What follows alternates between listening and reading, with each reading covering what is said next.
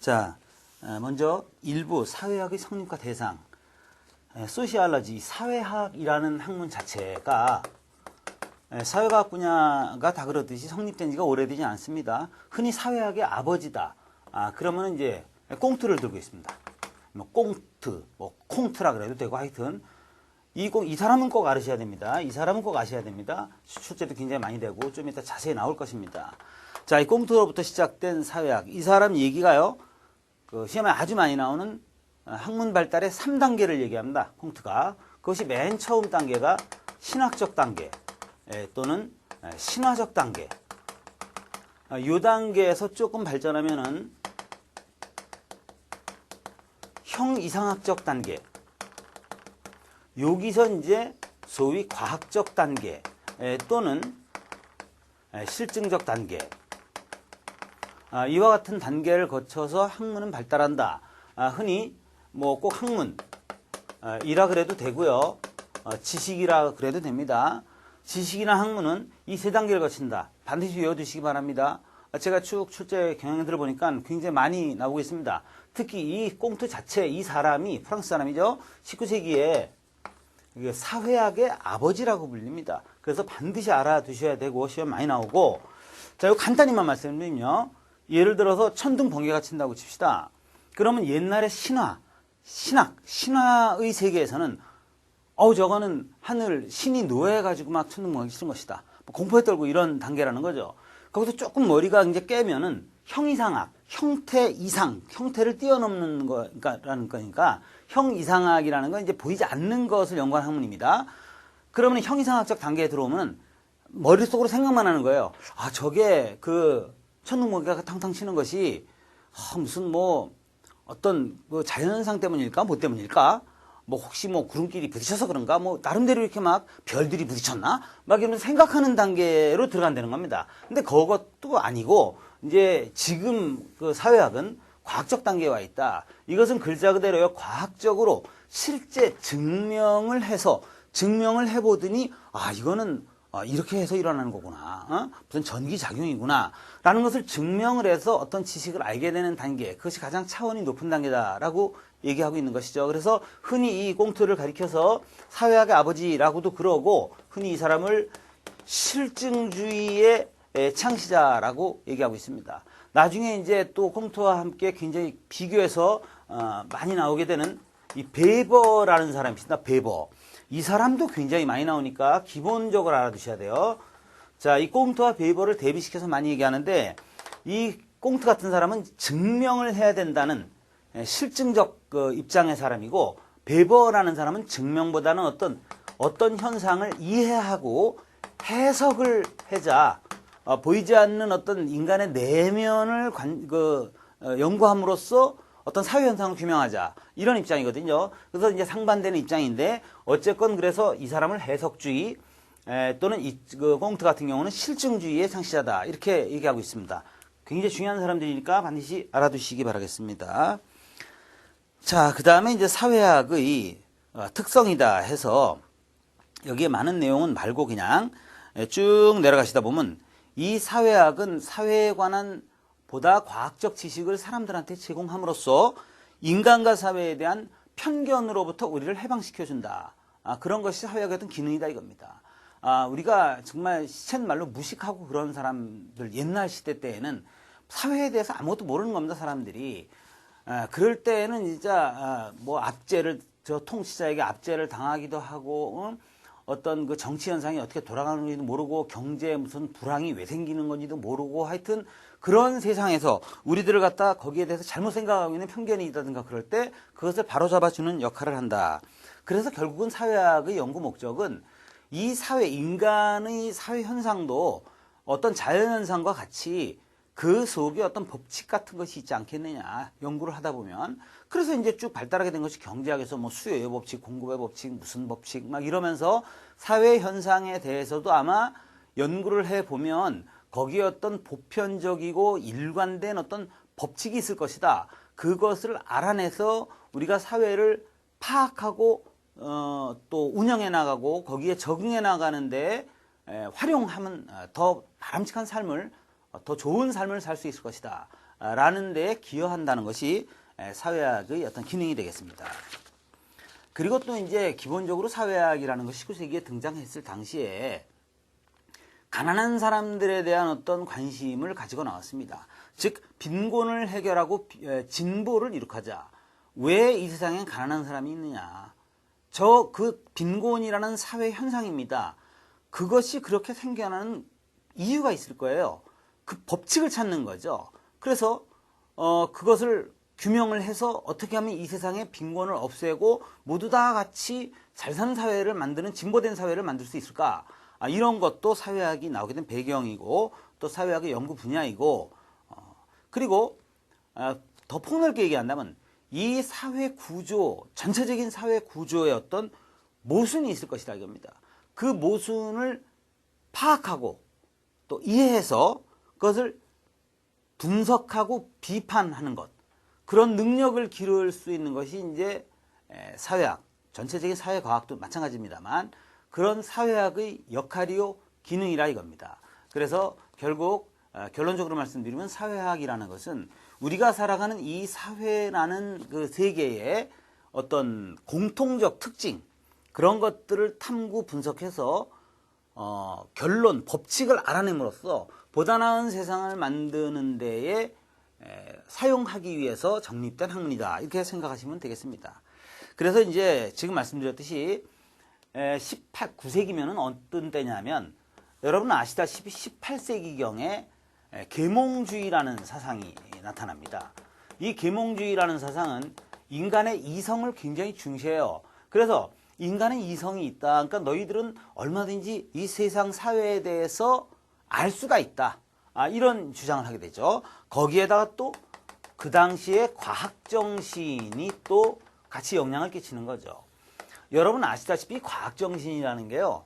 근대 이후에나 나타나게 됩니다. 중세에는 뭐든지 다 신이 다 그렇게 한 것이다. 하다못해 지구가 동그랗고 빙빙 돈다 그랬다가 막 화형을 당하고 난리가 나는 거죠. 어떤 우주와 자연현상뿐만 아니라 이 사회현상이고 모든 것들을 과학적으로 규명하려는 정신이 없었어요. 그러다가 이제 17, 18세기 이제 접어들면서 이때 들었으면서 우리가 잘 아는 뉴턴을 비롯한 유명한 그 과학자들이나 이런 사람들이 다 이때 나오지 않습니까? 이 사람들은 어떤 주어진 세계와 어떤 현상에 대해서 보다 과학적인 탐구를 통해서 진실을 밝혀내자라는 거죠. 이런 어떤 정신과 이성을 중시하는 계몽주의, 특히 계몽주의 때문에 시민혁명이 일어나죠. 우리 이제 사회과학, 사회 쪽에서는 시민혁명이 일어나고 민주주의 사회가, 자유주의 사회가 이제 건설이 되는 거죠. 자, 그렇다면 이런 그 계몽주의나 과학정신의 영향을 받아서 이제 19세기로 슬슬 들어오면서는, 19세기로 들어오면서는 우리가 살아가는 이 사회도 뭔가 우리가 그것을 잘 연구해서 바꿀 수 있고 변화시킬 수 있다. 이런 어떤 생각을 가지게 된 것입니다. 그것이 바로 사회학이라는 학문이 성립되어지게 된 배경이라고 할 수 있겠습니다. 자, 그 다음에요. 또 한 사람. 자, 이 사이몬, 이게 이제 프랑스 사람이기 때문에 시몽, 시몽이라고 하는데, 이 생시몽이라는 사람, 이 사람은 나중에 공상적 사회주의자로서도 유명합니다.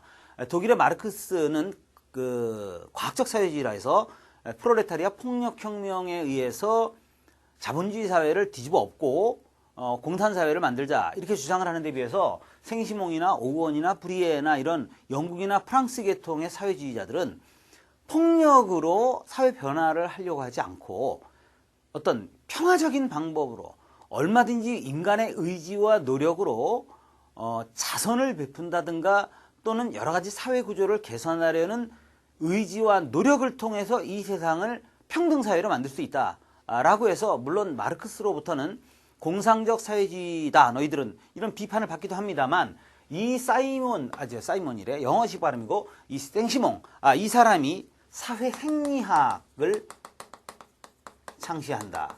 이것도 뭐 빨간 별표 한 거는 뭐 무조건 알아두시라는 겁니다. 거의 90% 이상 이 사람들은 뭐 나온다 이렇게 보시면 되는데 이 노란 별표 같은 건 이제 그냥 좀 알아두자. 그냥 지나가기 좀 그렇다는 겁니다.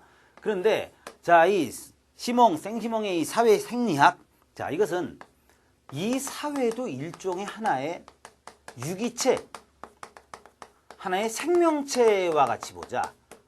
사회를 하나의 생명체 유기체로 보자. 그럼 우리가 이 생명체가 내가 어디가 아프다 그럼 그걸 뭐 연구를 하고 관찰을 하고 진찰을 하고 해서 그 잘못된 것을 파악하고 그러지 않습니까? 그렇듯이 우리도 이 사회를 하나의 생명체라고 보고 거기에 무엇이 잘못된 것이 뭐가 잘못된 거냐? 어디에 뭐 골맞니?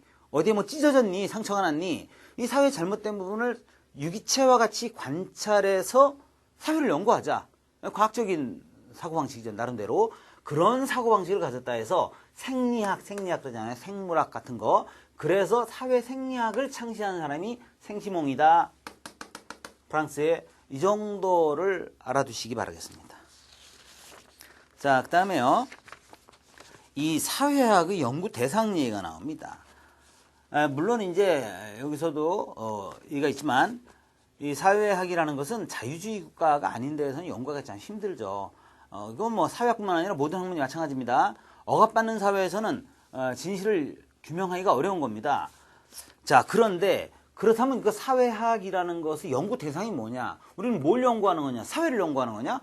거기에 대해서 많은 얘기가 있었습니다.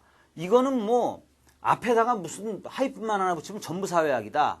뭐 정치학하고 연결되면 정치 사회학, 뭐 경제 사회학, 뭐 막 다 붙이면은 전부 사회학이다. 그럼 고유한 사회학의 연구 대상은 없지 않느냐? 이런 어떤 문제가 이제 대두됩니다. 자, 여기에 대해서 자, 이 진멜 Z로 발음합니다. S가 아니라 진멜.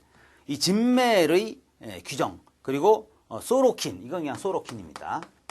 이 사람들도 빨간 건 아니어도 진멜, 소로킨 이 사람들도 한 노란 별표 정도 합시다. 자, 진멜의 주장 사회생활, 사회학의 연구 대상에서 사회생활에 우리가 세상을 살아가는데 어떤 내용과 형식이 있다면 여기서 우리 사회학에서 연구해야 될 것은 그 사회생활의 구체적인 내용 그것을 연구하는 게 아니라 어떤 형식이 있을 것이다. 공통된 형식이 있을 것이다. 그 공통된 형식을 연구해서 그것만을 연구하자. 그럼 보편적인 그 어떤 것이 있을 것이다 라고 주장합니다. 그래서 이 진멜의 사회학을 가리켜서 형식사회학이라고 합니다. 이 단어 정도는 알아두세요. 빨간 줄 하나 땅. 진멜의 형식사회학. 사회학의 연구 대상으로서 뭔가 그 공통된 형식이 있을 것이다. 그것만 연구하자 해서 형식사회학, 진멜 꼭 알아두세요. 자, 그런데 그러니까 이 사람은 이제 사회학에서의 어떤 공통된 보편성을 인정하는 입장이죠. 자, 그런데 이제 그 다음에 소로킨이라는 사람은 뭐라냐면은 왜 진멜 당신은 사회학 연구에서 문화를 빼냐? 플러스 문화도 사회학 연구에 끼워야 된다. 그러면서 사회학은 이제 플러스 N 플러스 1의 학문이다. 이런 표현을 씁니다. 이 소로킨이라는 사람이. 이게 뭐냐면 N이 이제 기존의 모든 학문이라 이겁니다. 기존의 모든 학문들의 무언가를 하나 더 합해서 연구하는 학문이다. 그래서 결국은 소로킨 같은 사람은 사회학은 굉장히 광범하고 종합적인 학문이다. 기존의 모든 학문이 연구하던 거에 거기에 한층 더 나가서 더 많은 내용을 연구하는 거다 해서 굉장히 이 사람은 사회학에 있어서의 어떤 종합학문적 성격을 강조합니다. 사회학은 종합적 성격이 강하다. N+1의 학문으로서 여러 가지 학문을 다 기초로 해서 성립되는 종합적 학문이다. 이런 얘기 나오면 소로킨. 이 정도도 기억해 두시기 바랍니다.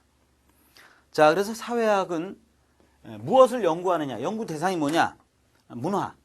나중에 자세히 하겠습니다. 문화. 뒷단원 가면 그리고 퍼스널리티. 뭐 그 사람의 태도, 의견, 가치관, 어떤 심성, 막 이런 내면에 있는 것들 있죠. 그런 것들을 연구하는 것이다. 그리고 또 굉장히 중요한 사회 구조.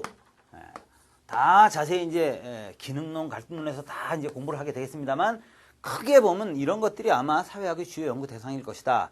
라고 정의하고 있습니다. 그 다음에 또 한 사람. 참 빨갛게 하긴 마구 뭐해도 애매하지만 이 칼 만하임.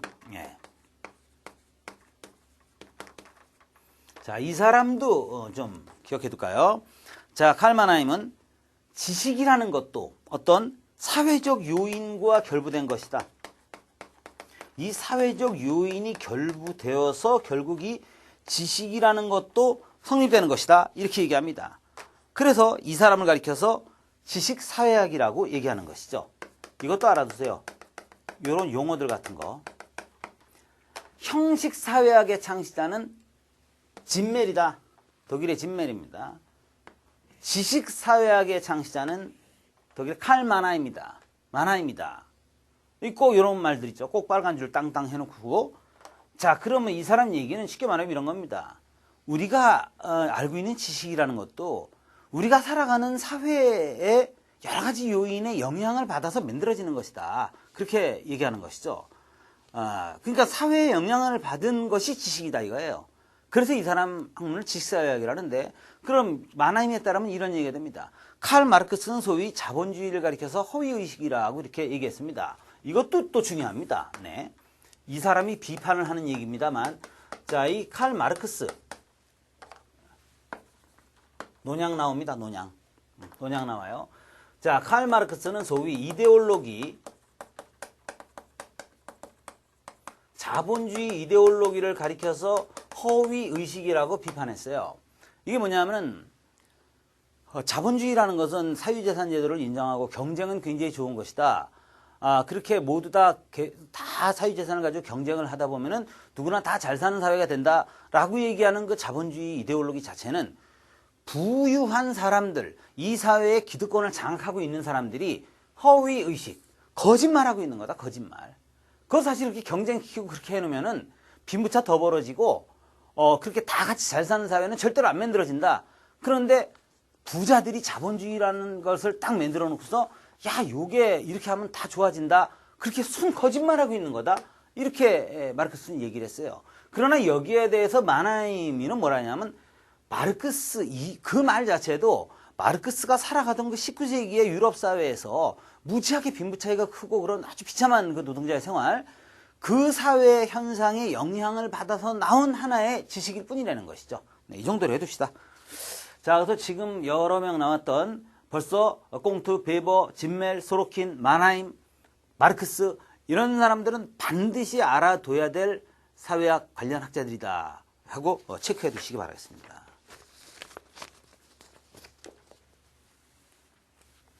자, 빨간 책, 노란 거 별표 친 사람 앞에 나온 지금 사람들 반드시 알아두세요. 반드시. 자, 그 다음에 사회 명목론, 사회 실제론. 자, 요것도 곧잘 나오겠습니다. 내용이 굉장히 많아서 교재 자체에도 자세한 건 여러분이 보시고 이게 핵심만 구별을 해드리겠습니다. 자, 요것도 비교하는 거 별표 알으셔야 됩니다. 사회라는 것은 명목, 이름뿐이다. 사회라는 것은 이름뿐이다 이거야. 그러니까 사회는 별 볼 일 없다. 그럼 사회는 껍데기고 뭐가 핵심이다? 개인이 중요한 거다라고 주장하는 것이 사회명론입니다. 반면에 사회 실제로는 사회라는 것이 실제로 존재한다. 실제로 존재하는 것이 사회다. 이렇게 보니까 이것은 사회, 다시 말해서 집단, 이것이 중요한 것이다. 이것이 중요한 것이다. 그러니까 얘네들 논리는 뭐냐면 사회 명문론에선 사회 이퀄 개인의 합 그 자체다. 그냥 10명 그게 모인 거 그게 사회다. 그냥 이렇게 보는 겁니다. 그러다 보니까 이 사람들은 이 사회는 하나의 개인들의 행복을 보장하기 위한 수단에 불과하다고 보는 거예요. 그래서 이런 거의 대표적인 예가 바로 사회 계약설 같은 입장입니다. 이 사람들 로크나 루소 뭐 이런 사람들이 대표적인데, 이 로크나 이런 사람들은 사회는 개개인의 행복을 보장하기 위해 만들어 놓은 하나의 수단에 불과하다. 이런 입장이죠. 반면에 이 사회 집단을 강조하는 실제론의 입장은 뭐냐면 사회는 개인의 합 그 이상이다. 어떤 사회는 우리 개인들과는 그 바깥에 따로 외재성, 사회의 외재성을 강조한다. 외부에 따로 존재한다. 네. 이렇게 얘기합니다. 그렇다면 여러분, 여기서는 사회가 더 중요하다.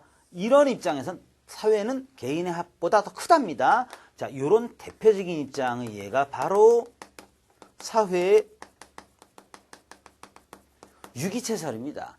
사회는 하나의 유기체 생명체와 같다. 내가 만약 사회라면 그 속에 있는 개인, 손톱, 발톱, 뭐 털, 머리털, 뭐 피부 다 합해서 이 개개인들이 합해서 그렇다면 그것만 모아놓는다고 사람이 되느냐? 단순한 합한 거 이외에 어떤 영혼이나 정신 같은 것이 있어서 전체 유기체가 되듯이 사회라는 것은 단순한 개인의 합보다 훨씬 더 넓은 범위다 이렇게 보는 겁니다. 자, 이렇게 봤을 때 쉽게 이렇게 이해하시면 됩니다, 여러분이. 만약에 축구팀, 축구 경기를 볼 때 사회 명목론 관점에서는요, 그 축구 선수의 개인기에 굉장히 관심이 많아. 걔네 개인이 굉장히 잘한다. 근데 사회 실제론적 관점에선 아무리 뛰어난 사람들이 11명이 뛰더라도 보통 사람들이 뛰어도 그 팀워크라는 게 있다, 뭔가. 그럼 그것이 단순히 실력이 없는 사람 11명이라도 막 그게 파괴력을 가져서 엄청 잘할 수 있다는 거야. 만약에 신랑감, 각시감을 딱 고를 때에도 결혼할 때에도 만약에 명목론적 관점의 사람들은 그 개인의 사람됨을 봐요. 그 사람이 사람됨이 어떻고 뭐 그 사람이 능력이 어떻고 개인만 봐. 그러나 실제론의 사람들은 그 사람의 가문이나 집안을 보는 거죠. 너가 속해 있는 소속 집단이 과연 어떤 집단이냐. 인간은 그 소속 집단의 영향을 안 받을 수가 없는 존재다. 이렇게 보는 관점이라고 이해하시면 되겠습니다. 기본적으로 여기 말은 굉장히 많고 막 그냥 뭐 이런데 이런 기본적인 내용에 딱 입각해서 이해하신다면 별 어려움은 없을 것이라고 봅니다. 그래서 여러분이 읽어서인지 잘 이해가 안 되실 것 같아서 간단히 몇 개만 얘기를 할게요. 아까 말씀드렸듯이 사회 실제론에서는 요 사회의 외재성, 이게 무슨 얘기냐면 우리 개개인들이 만들고 그런 게 아니라 우리의 의도나 그런 거와는 별도로 어떤 사회라는 게 딱 있다, 바깥에. 그리고 구속성, 우리는 사회적 동물이라 이거야. 우리가 이 세상을 살아가면서 내가 대한민국 사람이면 대한민국이라는 사회의 그 어떤 규범이나 전체적인 룰, 틀, 구조에 구속당할 수밖에 없는 것이다. 이렇게 보는 말들이니까 이런 말들은 이제 사회 실제론이라고 보셔야 되겠습니다. 자, 뒤르켐의 자살론.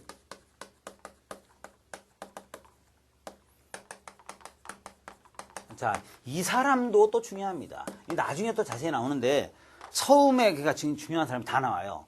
이 뒤르켐이라는 사람은 이제 자살론. 이게 왜 사회 실제론과 관련되느냐? 이 사람은 사람들이 자살을 하는 걸 관찰을 했어요.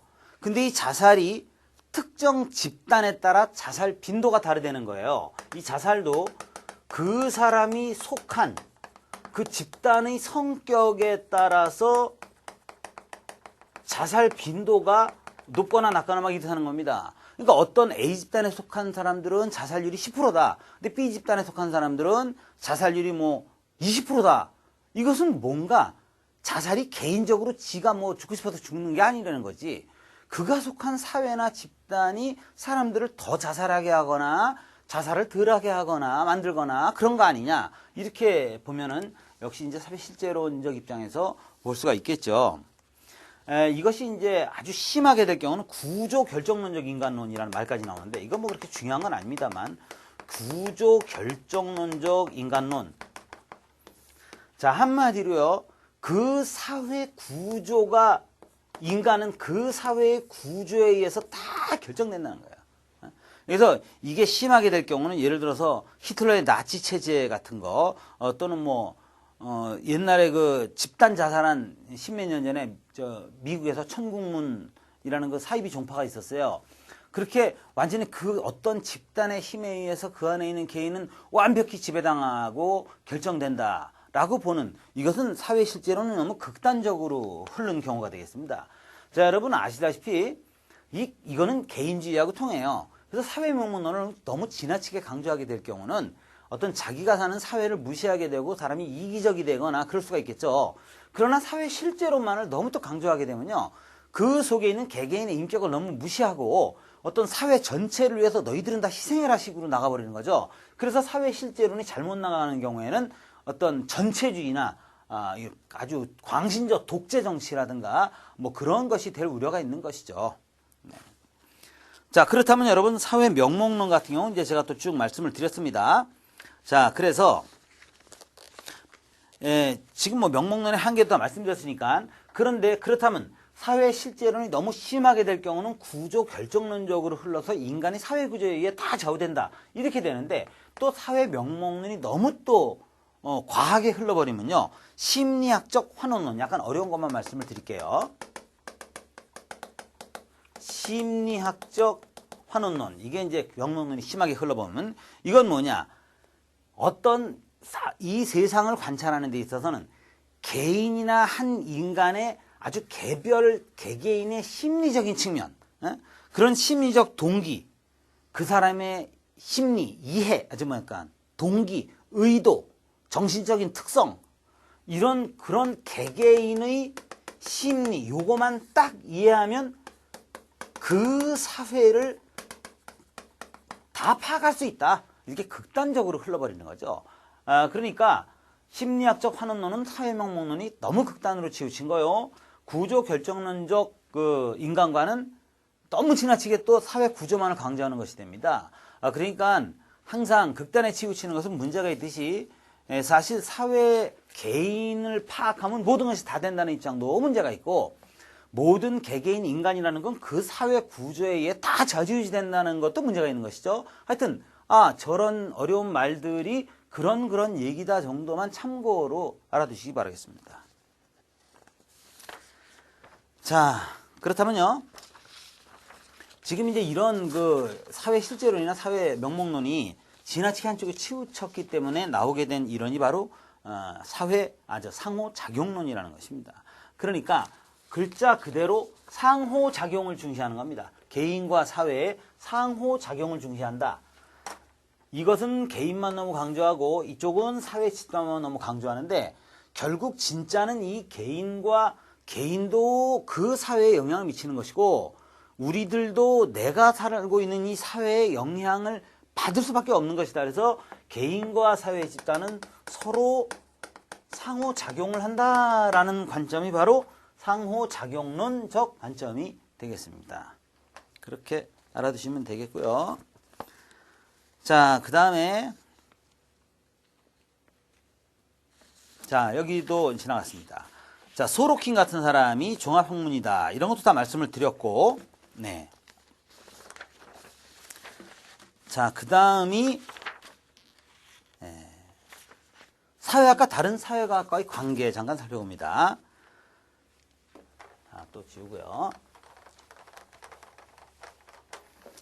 보시면은 이제 여기서 정치하고 사회학하고 어떤 관련이냐, 여기서 다른 거는 뭐 그런데 아까 나왔던 그 중요하다는 베버의 이론을 하나 살펴보면요, 권위하고 권력, 이걸 어떻게 구별할 수 있느냐, 그 강제력을 행사당하는 사람, 나한테 강제와 억압을 당하는 피치자죠. 당하는 사람, 그 사람의 피치자의 동의에 의해서 이루어지는 힘이 권위입니다. 그러나 그 동의와 관계없이 막 이루어지는 힘이 권력이죠.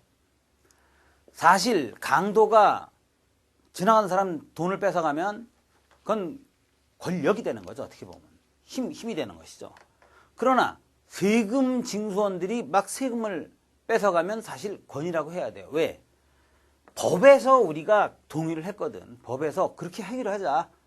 나쁜 짓 하면 뭐 어디 감옥 보내겠다. 그러니 여기서 문제는, 그럼 이 권위라는 것이 어떤 것이 있을 수 있느냐, 여기에 대해서 베버가 권위의 세 가지 종류, 이것을 갖다가 지배라고도 얘기합니다. 지배와 권위의 3유형이라 그래요. 이 베버에. 이것도 중요합니다. 자, 그러면은 우선 전통적인 지배 권위라는 게 있고요. 카리스마적인 지배 또는 권위라는 게 있고요.